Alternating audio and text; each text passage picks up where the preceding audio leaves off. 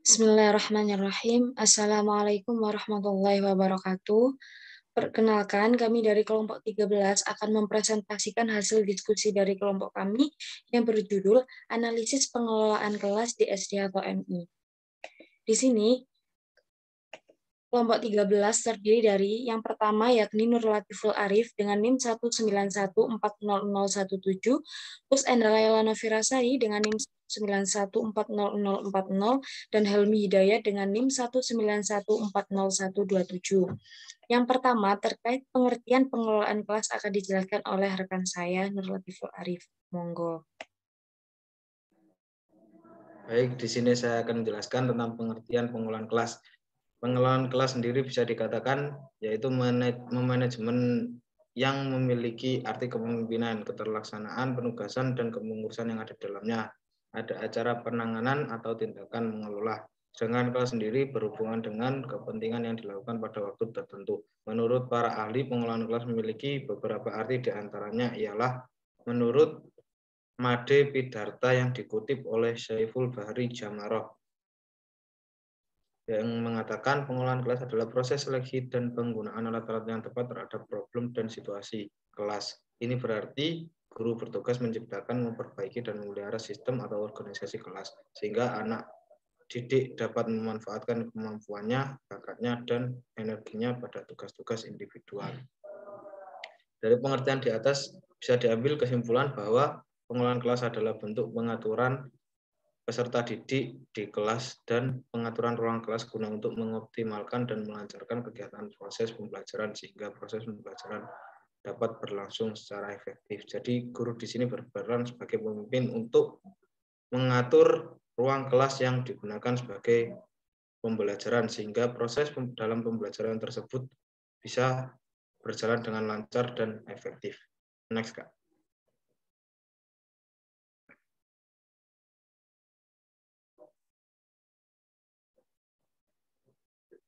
Selanjutnya contoh pengolahan kelas. Di sini pada awal pembelajaran, guru membuka pembelajaran dengan menyapa siswa, membimbing siswa untuk berdoa yang sebelumnya telah melakukan tadarus bersama. Kemudian guru menyampaikan tujuan pembelajaran. Dalam hal ini, guru menjelaskan pada siswa bahwa akan mempelajari tentang tumbuhan. Masing-masing siswa telah siap dengan membawa tanaman atau bunga yang ditugaskan guru sebelumnya. Ini adalah contoh kelas dalam proses pengolahan kelas, yaitu dalam proses pembelajaran kegiatan pembuka. Selanjutnya pada kegiatan inti, guru menjelaskan secara lisan kepada siswa tentang bagian-bagian bunga dengan menggunakan buku serta LCD plus komputer untuk mendukung proses pembelajaran. Siswa mengamati penjelasan dari guru, kemudian guru memberikan kesempatan bertanya kepada siswa untuk bertanya terkait nama atau bagian-bagian bunga yang siswa belum mengetahuinya. Siswa mengumpulkan informasi tidak hanya dari guru, namun juga dari buku pegangan siswa seperti modul pembelajaran atau buku siswa. Kemudian masing-masing siswa mencoba untuk menuliskan bagian-bagian atau ciri-ciri dari bunga yang dibawa dan milik salah satu temannya di buku tulis masing-masing. Setelah itu siswa mengkomunikasikan atau mempresentasikannya di depan kelas terkait hasil kerjaannya tadi. Hal itu tidak lepas dari bimbingan guru untuk mengarahkan pada diskusi kelas yang kemudian ditanggapi oleh teman-teman lain. Jadi pengelolaan kelas di sini adalah siswa dibentuk menjadi beberapa kelompok sesuai dengan arahan yang diberikan oleh guru, dan guru di sini sangat berperan penting untuk membimbing pada diskusi yang terjadi di dalam kelas tersebut. Next.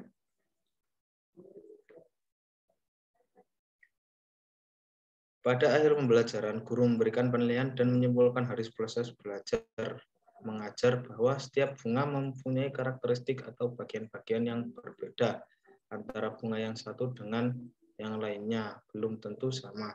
Kemudian diakhiri dengan memberikan tugas yang ada di buku pegangan masing-masing pada siswa, sehingga kegiatan tindak lanjut dan yang terakhir berdoa bersama untuk menutup pembelajaran. Dan di sini juga guru sebagai pemimpin dalam menutup pelajaran seperti menutup doa yang dipimpin oleh guru dan memberikan tugas-tugas kepada siswa sebagai kegiatan tindak lanjut untuk kedepannya. Selanjutnya, analisis pengelolaan kelas akan dijelaskan oleh teman saya. Baik, selanjutnya saya akan menjelaskan terkait analisis pengelolaan kelas.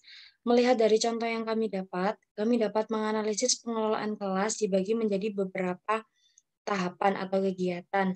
Jadi kami mengambil contoh dari salah satu jurnal.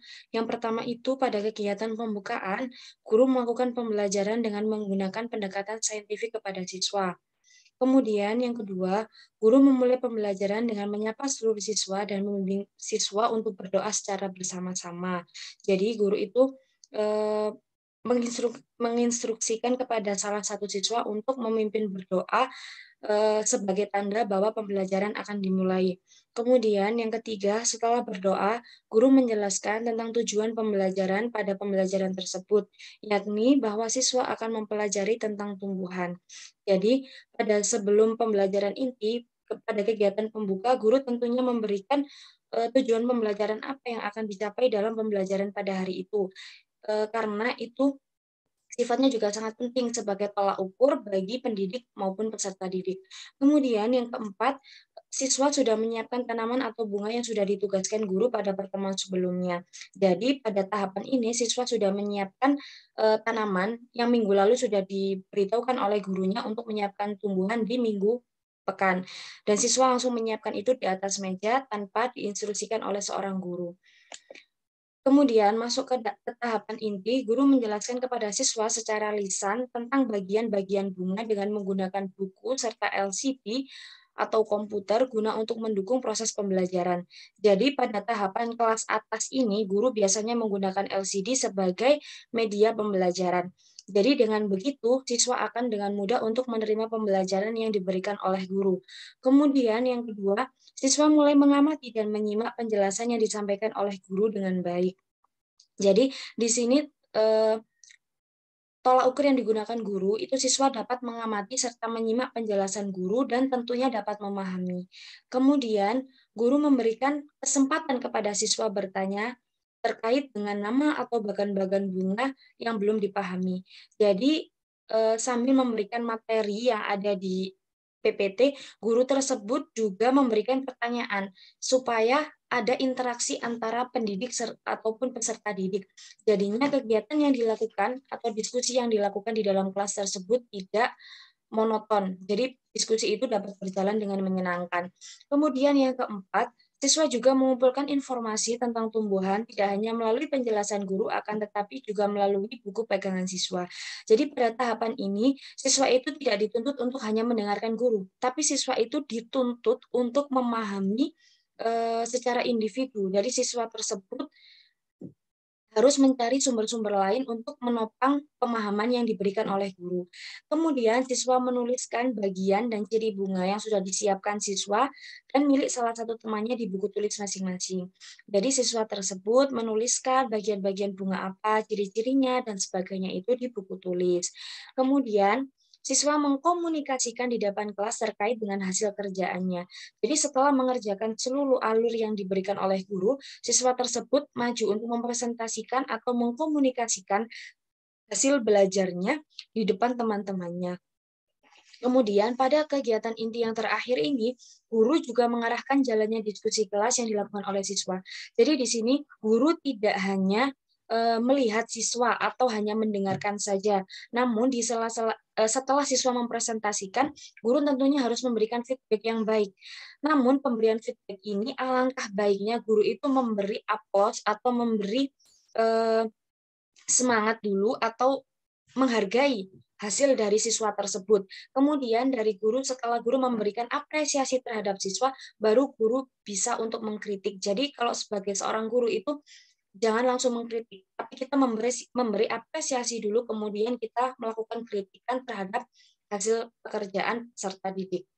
Kemudian memasuki tahapan yang ketiga atau tahapan terakhir, Guru itu memberikan penilaian terhadap hasil kerja siswa dan menyimpulkan hasil proses belajar bahwa setiap bunga mempunyai karakteristik atau bagian-bagian yang berbeda antara satu dengan yang lain. Karena satu yang lain itu belum tentu sama, baik fungsi maupun ciri-cirinya. Jadi guru tersebut menyimpulkan di akhir pembelajaran atau mereview kembali bersama dengan peserta didik terkait pembelajaran pada hari tersebut.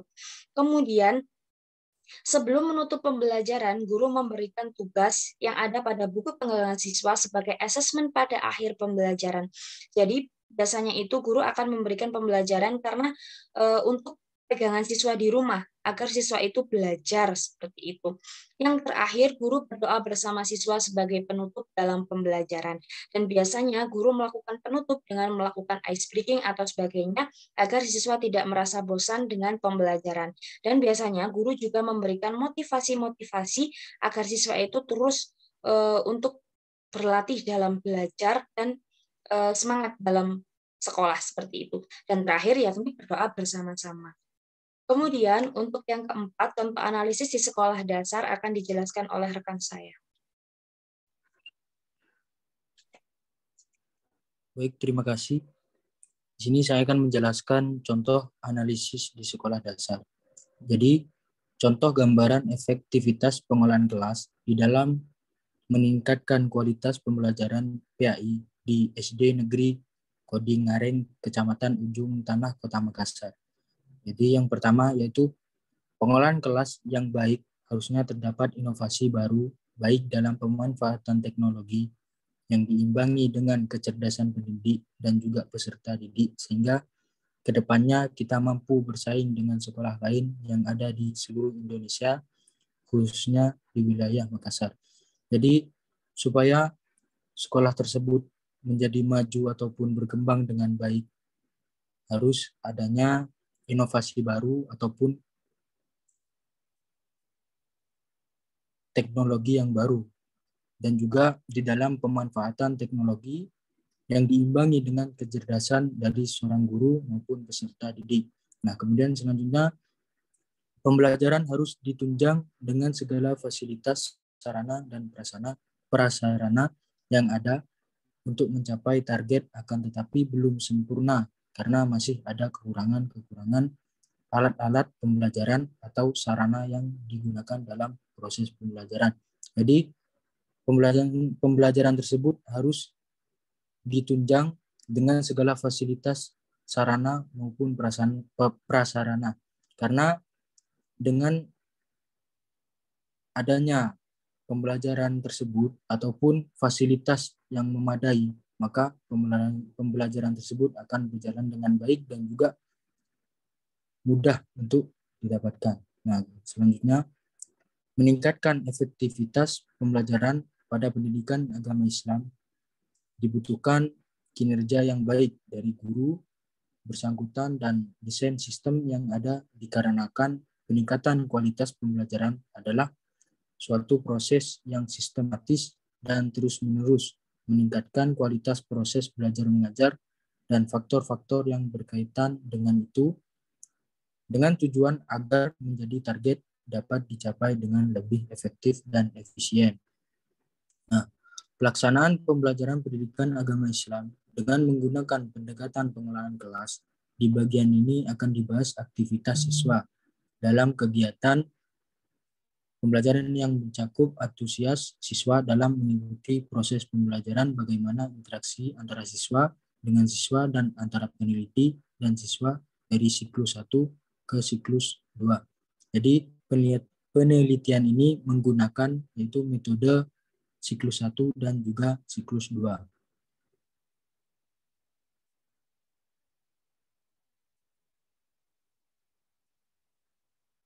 Terima kasih. Baik, itu merupakan penjelasan dari kelompok kami terkait contoh analisis pengelolaan kelas di sekolah dasar maupun di madrasah ibtidaiyah. Jika ada kurang lebihnya, kami mohon maaf sebesar-besarnya, dan kami akhiri. Wassalamualaikum warahmatullahi wabarakatuh.